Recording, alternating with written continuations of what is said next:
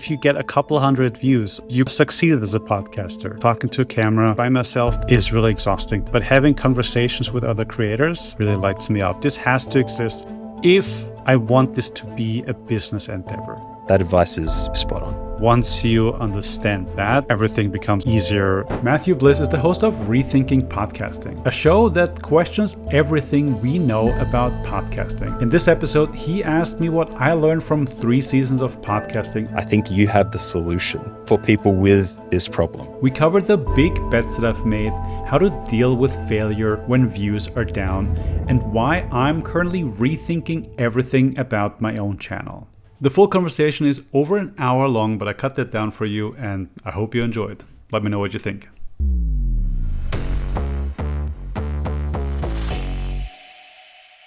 Talk us through your seasonal podcast progression and what you've learned from that so far.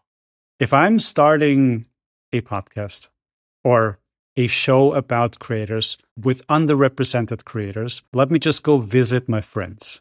That was the initial idea. And I was very lucky having a friend who had just moved to Vienna and built a very nice studio for himself where I could just be like, hey, can we just test something out together? From that initial idea and from an initial, visiting a friend and filming stuff to the actual first season coming out, a whole year had passed because it was so video focused.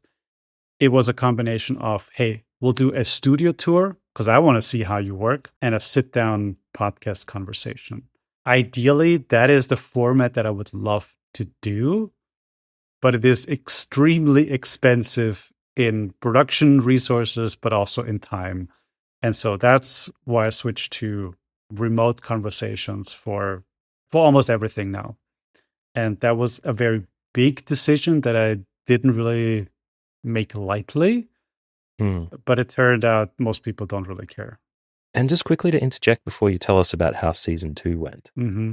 Orbit for Creators, was that a brand, an idea, a community thought in your mind as you were creating season 1 or before or after? Because it's kind of your mainstay at the moment. Before settling on Orbit for Creators, I had a few other side projects, call it other YouTube channels. The real switch for me happened where I realized that trying to do talking heads educational videos by myself, talking to a camera, is really exhausting to me. Don't really enjoy it. But having conversations with other creators is something that really lights me up. And I could spend the whole day doing that.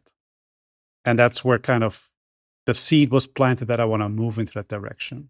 So Orbit, season 1, you moved into remote from visiting your friends. How did the remote conversations go for you, especially in a video format? I believed so much in the chemistry of being together in a room. Having a Zoom conversation, having an online conversation is never the same as if you sit down for coffee with a person, right? But I have these set of questions I ask myself regularly. And one of them, I believe it comes from Tim Ferriss, who said, what would this look like if you only have 2 hours? And I was like, well, if I only had 2 hours, I would just be doing this from my office and doing it online. And so I kept thinking about that, or that answer kept coming back and back. And I was like, okay, let's just try it. Let's just do one episode. That was the plan. Calling in a few people I knew who had like a video that blew up, really like massive viral long form success. Let me talk to them about the experience behind that. And I published that. And not a single person said anything about that being remote or like, oh, it's boring to watch or like whatever the critic could be. Nobody responded to it in that way. And I was like, okay, that's a clear sign for me that this is fine. And it allows me to have a much bigger variety of people I can invite on the show, right? I can have people from New York, from India, from wherever. And season 2 was a lot about growth and longevity for me because, those are kind of the 2 things you need if you want to make this a career. Season 2, I think, reflecting as a viewer, it felt to me like it was your growth moment for the podcast when the remote interview unlocks that availability for you. Mm-hmm. The potential to talk to anybody is a big part of that. Like your access is, as you mentioned, it improves your ability to produce these episodes, and it's probably significantly cheaper to do it that way. Yes, absolutely. But the podcasting for podcasters or podcasting for creators, it necessarily has that kind of meta narrative element to it. And you probably learned a lot from that second season about what you wanted to bring into the third, which you mentioned before the recording that you've now wrapped up. So would you say that that second season was more of a growth for you in trying to learn or maybe try a few different things and see what worked? Having 2 episodes that were in person and I think 10 or so that were remotely showed me very clearly what you said about that it's really a lot more expensive, but also a lot more can go wrong. If we're recording this, there's one camera, you deal with your equipment, I deal with my equipment, and 99% of the time it works. But whenever I filmed in person, there's, I don't know, a light then turns off. Oh, we didn't record audio on this. Oh, the battery died. Whatever. There's a myriad of things that can go wrong. And having that experience, I think, is really what made me commit to the online video remote podcasting setup that I now have. So knowing that ease that you can bring into season 3, you kind of shifted your production a little bit where you have the engaging minute and a half cut before the beginning of the episode. You did a Yeah. mix of in-person studio Mhm. recordings as well as remote recordings. Would you say that's a culmination of your shared experience across those first 2 seasons based on what you've said so far? Or did you find that it was a good balance? There's 2 things here. The new intro style that we used for season 3 was actually due to somebody reaching out to me. Somebody who was working with another very large creator reached out to me like, "Hey, I like what you do. We're already doing similar stuff. Would you like to collaborate with us?" I'm like, "Well, we can certainly try."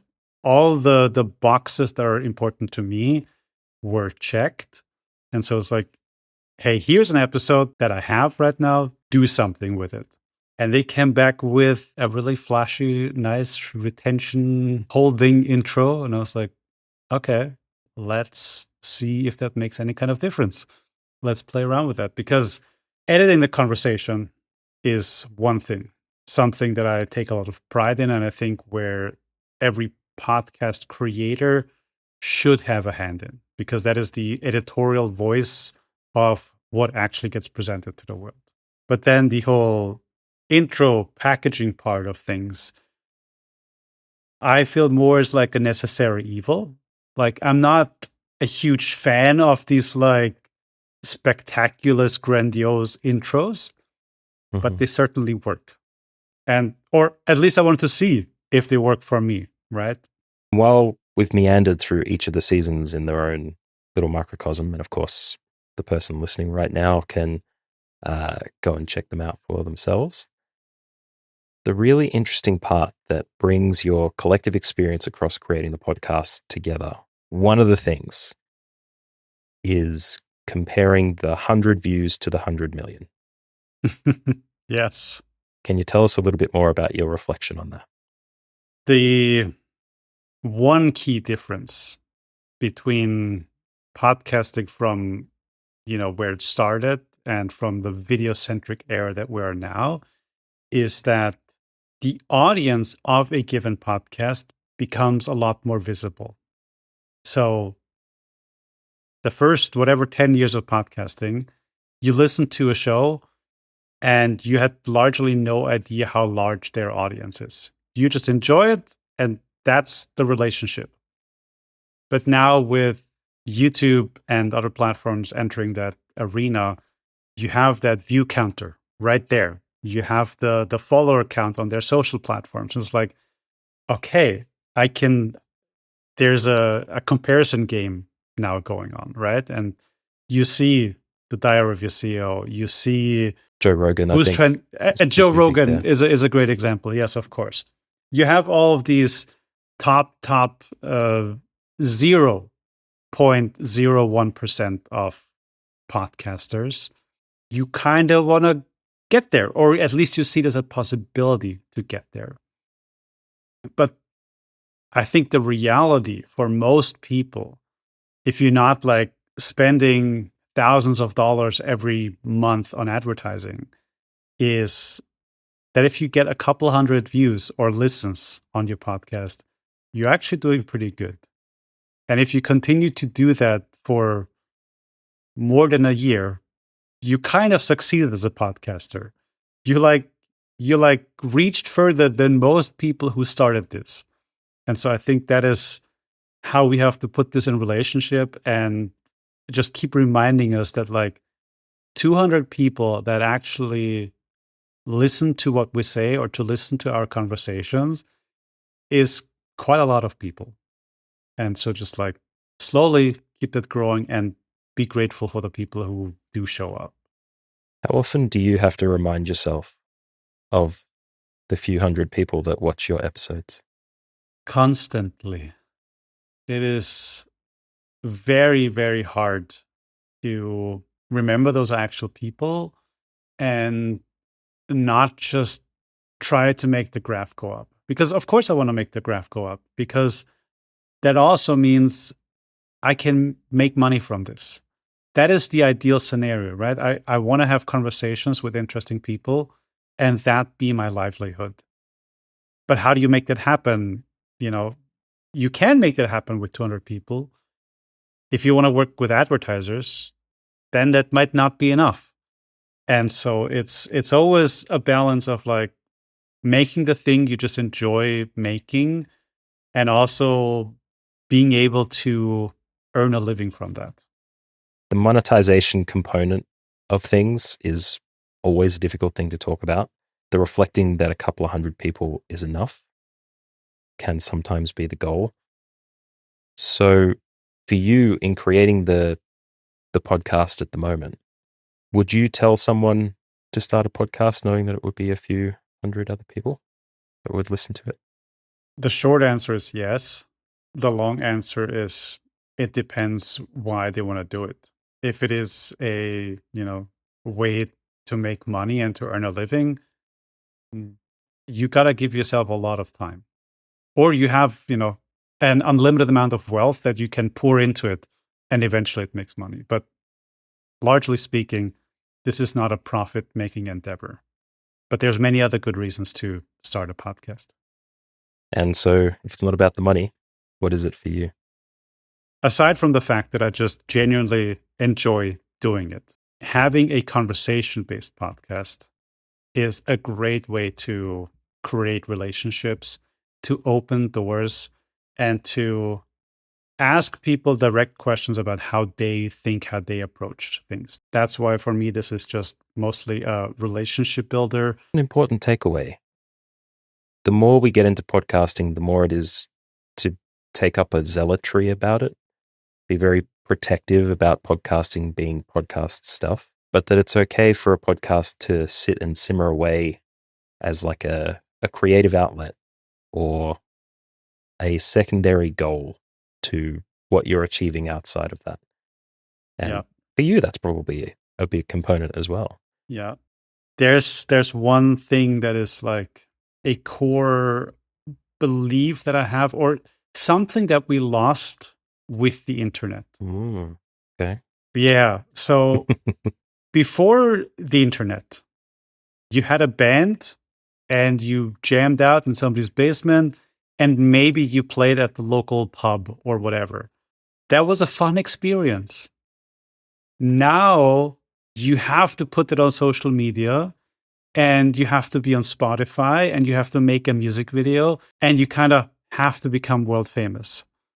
Mm-hmm. Like, I feel like that rehearsal space doesn't exist anymore because everything immediately has numbers attached to it. Yeah, I want to use social media just to share what I've been up to this weekend.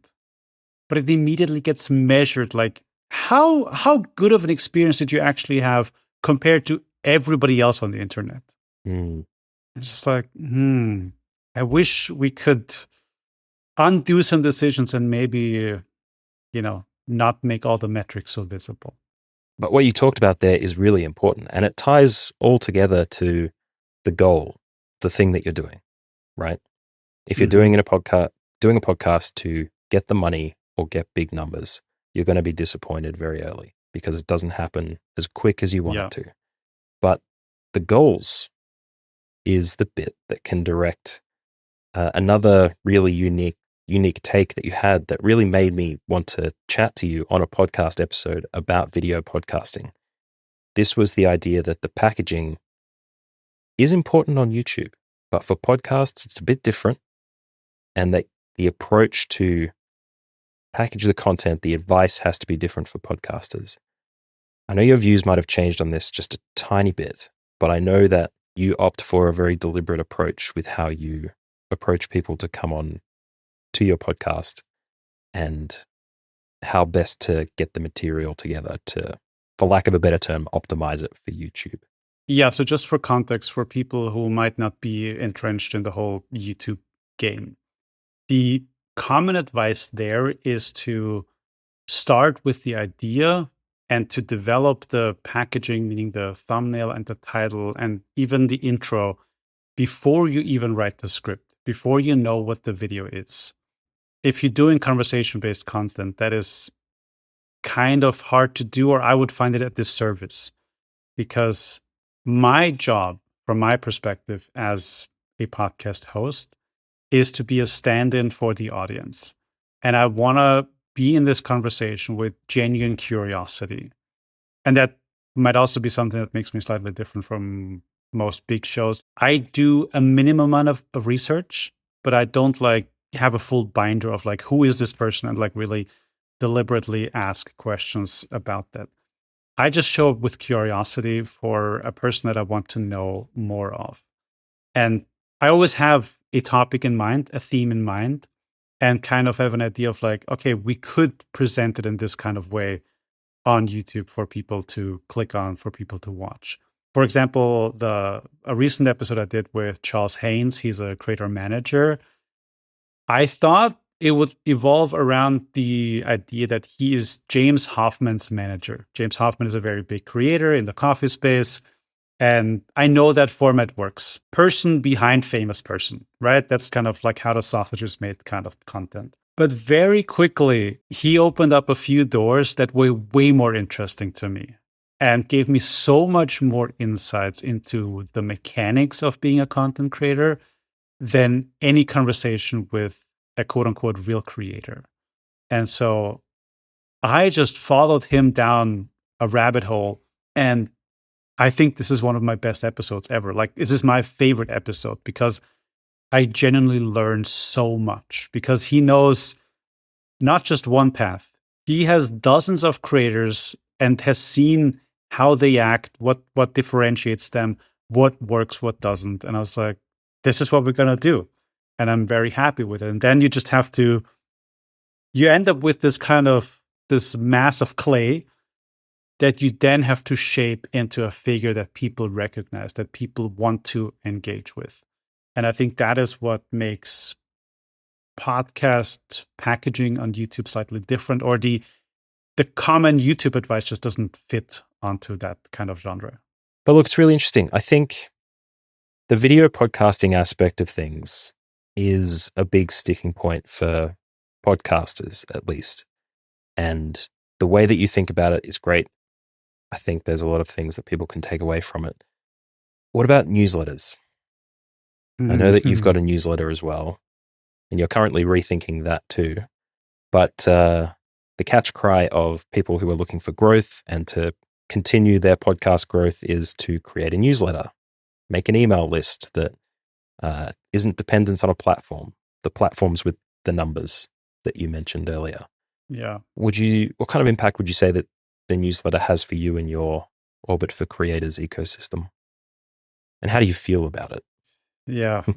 The reason the newsletter exists, because I've known for a very long time that Any online business, and I would say almost any business, needs a newsletter. That is the backbone of your business if you want to be communicating with the people that matter to you.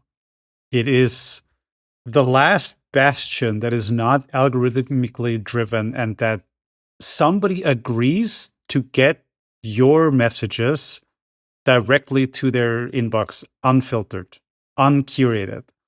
There's nuance to this, as always, but that is largely how email still works versus everything else being driven by an algorithm. Even in my, relatively small scale audience, if I want to sell something, if I have something that really matters that I want people to pay attention to, email is the best way to do that still. And it's very easy to see if it had an effect. Mm-hmm. Because of that, it is the only medium I've ever been this consistent with.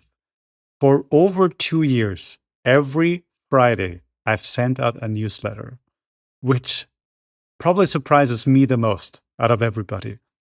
I never had a fondness for writing, and it was definitely a big hurdle to do that. But I just made that commitment very early on, where this has to exist if, and there's a big if, I want this to be a business endeavor. What are you rethinking about the newsletter at the moment? Because you said that you didn't think writing was a thing that you could do every week. And yet the only issue that you missed was while you were closing the Cullen and Samir loop in New York City. Yes. I had this experience of actually missing a Friday and then just send it out on Saturday. So it's still like the streak on the app I'm using still holds because it's on a weekly basis. Mm-hmm. But it was the first time in 2 years where I just like genuinely forgot this exists. And that just like triggered something in my brain because in its current form, the newsletter exists simply to uphold this streak, simply to be consistent. And consistency for consistency's sake has always been something I despise. If you're just writing, if you're just publishing to publish, what is the point? And it started out as a curated list of good content, and then it became more about systems. And most recently, it just turned into weekly reflections of mine. And I know with each step, this becomes less and less interesting to people. And so I just had to ask myself, like, is this serving anybody but myself? If this is just for myself, I don't need to publish it. I can write an actual journal every week and not worry about formatting or length or, click-through rates or anything like that. And so with this in-between time that I'm now, where I have very clear ideas on video content I'm going to publish before I start a new season, it's also a good moment to think like, what is the newsletter for? What is its purpose? That is a very strong belief I have that every online platform that you spend time on should serve a specific purpose. And so that's why I'm rethinking it right now, the newsletter, because I'm not sure what the purpose of it is. I do applaud ditching something as part of your process if it doesn't give you what it used to and it's not doing the work that you want it to do. Like, I think a lot of people get stuck in the create 3 social media posts and 3 reels and post this and very rigid systems. One of the biggest proponents of this podcast and things that I want to contribute to the podcasting industry specifically is having a reflective practice. Mm-hmm. That reflective practice should be practiced constantly. And if you do it often enough, it becomes an easy muscle to flex. You come back from a conference and realize that you've connected with new people, old friends. You come back to where you were before you left. and have a new perspective on everything. So what does that mean for the rest of whatever you're doing? One of the biggest components of what I've watched you do over the last, say, probably a year, I think I've been following you for about a year, is that your process of reflection and change, and more so the ability to shave off what's unnecessary, to change what needs to change in a very deliberate and intentional way, and to even openly in conversation on your podcast share those reflections with others. I think that creates a really great avatar for anyone who's approaching podcasting, approaching YouTube, content creation in general. So the problem I see in this space isn't a problem you have. I think you have the solution for people with this problem. Thing is, you're trying to do the same thing I'm trying to do. The only difference is that I'm taking a bit of a different approach by starting with podcasters and working backwards. And you started with YouTube and you're starting to work forwards. And invariably, because of the way the industry's changed, YouTube and podcasting are starting to line up in a different way than they did 2 or 3 years ago, probably. With that in mind, maybe you can share how Orbit for Creators has grown and changed, and maybe some reflections on not just where the podcasts and YouTube has taken you. I mean, part of what you just said, the reflectiveness, the openness to change, that is just who I am. That is not something I can change, and that just, a psychiatrist can take apart if they want to. That's a common saying. The only constant is change, but that is actually true for my life. For a lot of time growing up, change is all I knew, and I was just in a space to accept that. And that isn't just a content creation thing I do. That's true for everything in life. I've changed friend groups multiple times, and I know when you're in a group of people that really uplift each other, that all bring the energy to go into a certain direction, things become so much easier. Versus if you're in a group of people that just complain or that you don't like spending time with. I think a lot of people have that experience at work where they're just there and they don't like anybody they work with, but it pays them money, right? And that is not a situation I want to be in. And where I've made deliberate choices over time to be like, why would I do that? I can do 1,000 other things. And so that is the same thinking when it comes to content. If I'm making something and it doesn't serve me, why invest time into it? Like this episode is probably gonna be out after, tomorrow. I'm uploading a piece on short form content in particular, and that's the whole thesis. Like, if it serves you, go hard. But if it doesn't, it's fine to ignore it. And with so many, platforms at hand and with so many opportunities, possibilities at hand, you gotta pick your battles. You gotta plant your flag where you feel comfortable. And that's why I'm also really excited to have this conversation with you, where like you're starting a podcast in 2025, just doing audio. I'm like, I like it. And to your credit, this is becoming one of my favorite podcasts. Is it So really? yes, yes, because there's a lot of change in the air. And that is also a big reason why I'm rethinking a lot of things right now. Your background in change being a constant thing, you take it for granted. So when someone like myself says to you, your ability to reflect change, remove what you don't need and keep what you do is so normal to you, why would anyone point that out to you? It takes a podcast interview to reflect on your craft as they perceive it to be able to hear that. Yeah. So we've been dodging the question for a little while, and I'm very experienced with people who like to dodge questions about themselves. Tell me a little bit about what your thinking process is at the moment for where you may want to take Orbit for Creators. I know that you said you're currently in a bit of stasis trying to figure out exactly where that direction is. But if not, what inspires you? How are you thinking about what's going to inspire you, motivate you, set a trajectory for where you want to go? Maybe you just caught me at a very funny point in time because I am very much at an inflection point right now where I have to make decisions that I might not be comfortable with because the reality is I have been able to pursue this project, this idea for 2 years now. Mm-hmm. And I've been able to get this funded for this time. But if you look at the outward facing success numbers, season 2 looked a lot better than season 3 because of some choices that I've made. I can create more content, but I also have to choose for myself, is that the right decision at this point?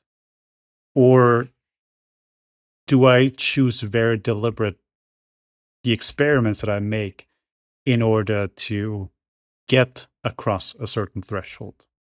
The internal goal over the summer and for most of season 3 was not to go viral. But the thing I was been thinking about and that I was paying attention to was, are people talking about this show?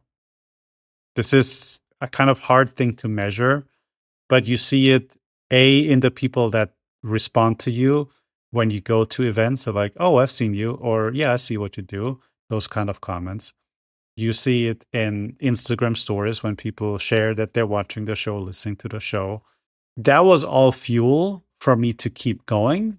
And my self-proclaimed goal is to create something that can outlive me. But at this point in time, there is a financial component that I cannot ignore. That is the reality of it. And I can tell you probably more about this at the end of the year. Mm-hmm. But that is where I am now, and